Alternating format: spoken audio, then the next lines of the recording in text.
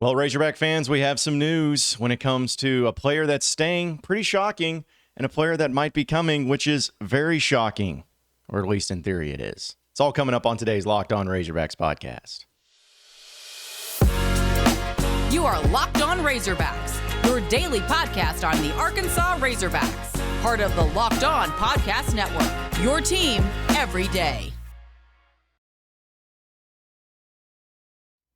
Welcome into Locked On Razorbacks podcast. I am your host, John Nabors. I'm also the host of Out of Bounds. You can catch every weekday afternoon from 1 to 4 on 103.7 The Buzz and 103.7thebuzz.com. Hope everybody's having a wonderful Thursday, as there are a few things in basketball. You know, it's funny, like you think the season's over and then it just continues to get you some more content, which is great because as you know, I love Razorback basketball. I love college basketball in general. And so the fact that we're able to come here and talk about it and have some news from it and everything makes it that much more fun. But I will say, though, that yesterday when the news came out that Jalen Graham was returning to Arkansas, I was a little shocked. And I'll talk about why, because it's not for the reasons that you may think.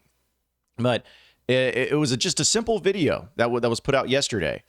Where Jalen Graham goes on social media, goes on Twitter, and just puts out this long video of his highlights and everything at Arkansas. And then the end of it, it just says year 2, as in like year 2 at Arkansas, as in he's coming back and playing a second season at Arkansas. Now, he was a guy that obviously had a lot of skill sets. He scored double figures in 6 different games. He had 26 points on 12 of 15 from the field against Florida, which he dominated that game. He also played in 31 of 36 games for Arkansas, had averaged almost 10 minutes, but with 5.2 points and 2.3 rebounds. He was, of course, that all second-team Pac-12 performer back in 2022, and he shot 65% from the field, 0 of 3 from three-point range, 13 of 35 from the free throw line for 37%. Whoa, yikes. And then he also had 7 points, 5 rebounds, a steal and a block in the 3 NCAA tournament games for Arkansas. And that was something. That was something, because when I saw that he was coming back, I was like, okay, so what does this mean? Like, how did this happen? Well, first off, let me say this, because what I'm about to say is not going to be anything sort of like, mean or overly critical or anything like that. I was just shocked that Jalen Graham was coming back because I felt like he didn't really like his time at Arkansas. Just my reckless assumption. I have no evidence of that or anything like that. But when I was just kind of going through my gut feeling and looking at the situation, I'm like, okay, he was on a team that didn't have Brazil, and he was able to play some here and there, but seemed like he had a quick leash where he was yanked back out if he didn't play defense or didn't rebound to the way that he was supposed to. It seemed like that maybe it just wasn't something he was enjoying as much, and he wasn't getting as much playing time as maybe he would have gotten at other places. Just when you start connecting all the dots and start putting it all together, the logical conclusion would be is that he's going to be moving on, whether it's his decision or whether it was Muss's decision or the team's decision. I just didn't think he'd be coming back. And now it looks like he is. So let me be very clear. I'm glad that he is coming back. I was someone I never wanted him to go. I thought he would just because of the reasons I based it on, but I didn't want Jalen Graham to leave.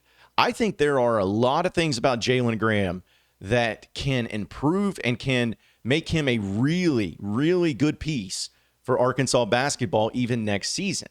Now, there is no doubt, it is unquestionable, the type of offensive game that he has.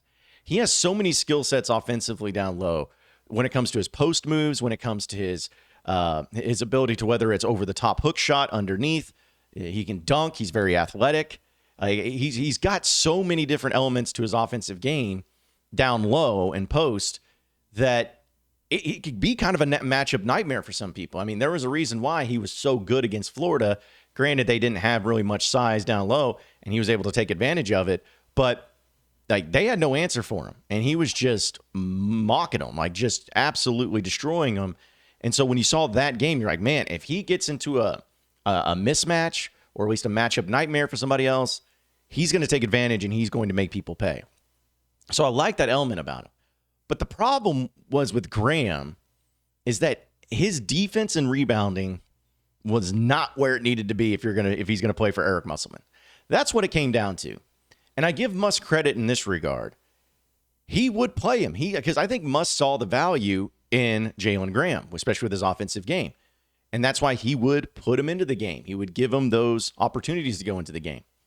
But once he goes in there, if he's not playing defense the way that Muss is expecting them to, or if he's getting physically, worked and not getting rebounds, whatever it may be, then he comes out of the game.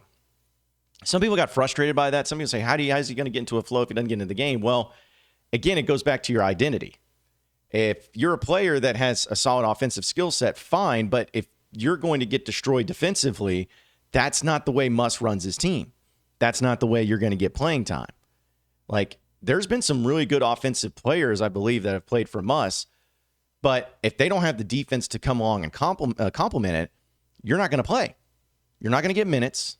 You're not going to be a major contributor onto the team. But again, it's going back to, with other people, Muss probably would have had them ride the bench the entire time. But because of Graham having such a strong offensive skill set, Muss was able to take those risks on him. I did not like the way he shot free throw. He was a terrible free throw shooter. I mean, that's just, we saw the stats there, 37% on the year. It's pretty bad. So there are things about him that are really good. And there are things about him I think that if he can work on, he can be a really great player next year for the Razorbacks. Obviously, the defense has to get better. Has to. Again, if you're going to play for Muss, your defense has to get better. I believe your ability to make free throws has to improve. He hasn't been good at all in his college career. This is going to be his 5th year, I believe, coming up. So, that has to get better. You can't be a big man like that and someone who has a great offensive skill set like he does, and then expect to be able to be as effective if you can't be any sort of threat at the free throw line, because then they're just going to turn into hack-a-gram when the game's on the line or in clutch situations. They're like, hey, he's shooting sub 50%. Odds are he's going to miss one and probably will miss two.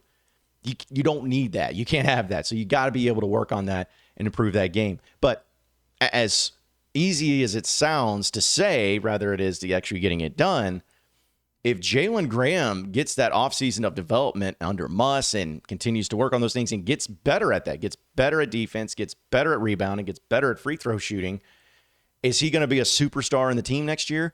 Probably not, but he's going to be a much more effective guy in the post, getting a lot more minutes where they can count on him, especially now that Brazil's coming back. You're going to need somebody to complement that.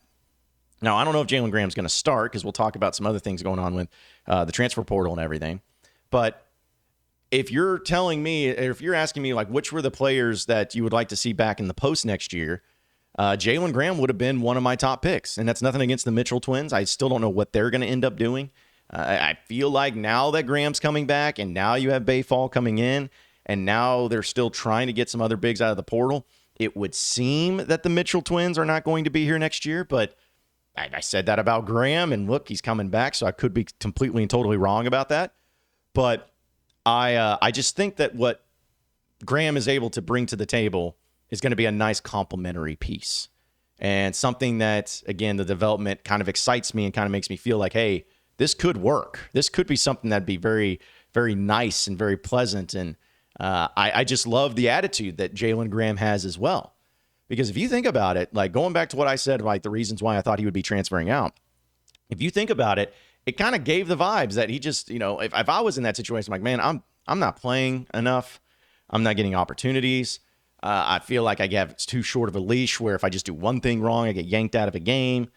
All these things, I'd be like, I'm going to take my talent somewhere else where I can at least be the guy that gets a lot more minutes, that starts more, and be able to really show out my skill set. Like, that's how I would look at it, because I guarantee you if Jalen Graham had entered into the transfer portal, there would have been a lot of suitors. There would have been a lot of teams. Now, I don't know how, it would have been big-time blue blood programs, probably not, but there would have been legitimate Power 5 teams that would have been interested in his abilities and his games. So he could have done that and probably gotten a great opportunity. But the fact that he said, you know what, I'm sticking with this. I'm coming back. I want to be a part of Arkansas. I want to go. I want to continue under Muss. Like all these things. I'm like, that's a great attitude. And it goes to once again to show that so many people who think that Muss is a madman, which he is, or maybe that he's tough to play for. And if you're not playing, or if you're not getting significant playing time, then they don't like you, or they don't like Muss, or whatever it may be. Look at this prime example of Graham, where he could have done that. He could have transferred. He could have gone somewhere else. He could have done something else. But because he likes the culture, he likes it here, he sees development, he sees a future, he's staying and sticking with Arkansas and Eric Musselman. I'm happy about this. I'm excited for Jalen Graham. I hope that he continues to develop because, again, I think he's got a lot of great parts of his game. But I think that the attitude and the decision that he made to come back shows a lot about him. And so I hope that he does really well. And it's kind of crazy, too, because it makes you wonder if Trevin Brazile was not hurt this past season, how much would Jalen Graham even have played at all? I feel like Graham took a lot of the minutes that Brazile ended up losing because of the fact that he was injured all year. So would he have even played that much? I don't really know. So, but again, it's great for Jalen Graham. I'm happy for him. Can't wait to see what happens with him. And I guess we'll figure out what Muss is going to continue to do in the transfer portal, which we'll talk about one of the big news stories with that here in just a second. But folks, I got to tell you that the NBA playoffs are just right around the corner. And now is the perfect time to download the FanDuel app, America's #1 sportsbook, because new customers get the no-sweat first bet up to $1,000, and that's bonus bets. If your first bet doesn't win, you still get your bonus bets. Just download the FanDuel Sports app today. It's safe, it's secure, it's super easy to use. Then you can bet on everything from the money line to point scores to threes drain to all of that. It's the easiest and best thing you can possibly do. Plus, FanDuel allows you to even combine all your bets for a same-game parlay that has a better chance of getting a bigger payout, which I'm all about because I like to bet, the little bit of money and make the big money.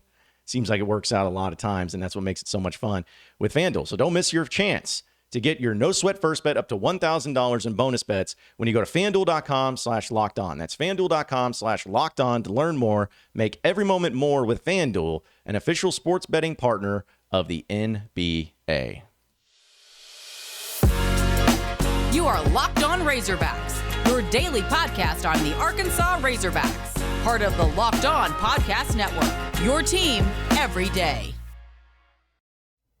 All right, moving on into the next segment of the Locked On Razorbacks podcast. Try not to get too excited about this one, folks. I'm sorry, I got it itching all over the place over here. I don't know what's going on. It must be that dry weather. But some big news going on right now that's going to get everybody excited and hyped. Everybody's excited and hyped. And it has to do with the Michigan transfer, Hunter Dickinson. Now, I am just going to read you the report. That's all we're going to do. This is just what we know right now. Just going to read the report of what's going on with Hunter Dickinson and his connection to Arkansas. Now, Marty Mush of Barstool Sports, who is a guy who knows his college basketball and loves sports and everything. If you're not a Barstool guy, that's fine. I actually enjoy parts of Barstool, not everything, but parts of it. And Marty I actually find very entertaining too. But he does a podcast with Hunter Dickinson, and it's called the Round Ball Podcast. So it's Marty Mush and also Hunter Dickinson. So they do this podcast together, and we know Hunter Dickinson entered into the portal, which was huge news. And I think without a doubt, he's the best player in the transfer portal right now that's available. And when someone like him comes out into the mix, there's going to be every single school from here under the sun contacting him, trying to get some sort of visit or some sort of interview, whatever it may be. Well, on the podcast of the Round Ball Podcast, Hunter Dickinson said he had a Zoom conference, a Zoom meeting with Arkansas and Eric Musselman. Now, this would be significant no matter what it is because Arkansas, they're in the mix for everybody. Their names get thrown out. But as of right now, at least at the recording of this podcast, the only schools that have for sure confirmed publicly that have met with Hunter Dickinson has been Kentucky and Arkansas. Now, that could mean a few things. If it ends up being 10 different schools and those two were one or two of them, then that's, it is what it is. It's probably not that likely. But if it's just a few schools, I'm talking about like 3 or 4 schools, that those are the only ones that he's meeting with, then that suddenly gives you a really, really good feeling that you're in the mix legitimately. It's not just something that's like, whatever. You're in the mix legitimately. Because this dude is 7'1". He's 260 pounds. He averaged nearly 19 points a game, 9 rebounds, 1.5 assists, and 2 blocks per game for the Wolverines this past year. Okay? He was first team All Big Ten in 2021 and in 2023. He has started 89 games across his 3 seasons with Michigan. He has scored double digits in 31-34 games. He has scored 30 points on 3 different occasions. He recorded 14 double-doubles and shot 56% from the field, as well as 42% from the three-point line, and then 73% from the free throw line. That was what he did this past year. He was also the Big Ten Freshman of the Year in Michigan in 2021, where he recorded 14 points and 7.5 rebounds per game. He was the 2020 Gatorade Maryland Player of the Year. He averaged a double-double in senior years. He's number 7 center. All of that stuff. And he's not going to talk to the media. He says he's going to keep it as close as he can to the chest and not really open it up or talk to anybody. But Hunter Dickinson, at least what I'm basing this off of, is legitimately interested in Arkansas.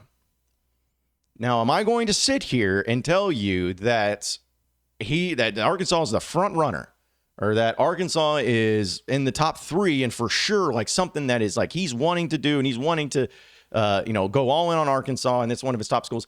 I don't know. All we know is what we know, and that is that he did have a Zoom interview with Arkansas and Eric Musselman. And there's only been 2 with Arkansas and Kentucky. So here's going to be just my thing that I'm going to throw out there that is just basing it off my pure gut feeling, as I love to say, and pure speculation. Hunter Dickinson is interested in Arkansas for a number of reasons. Because let's just start there. There is interest. He would not do Zoom interviews with schools that he didn't have legitimate interest in. Plain and simple. So there's legitimate interest from both parties. Let's set that there.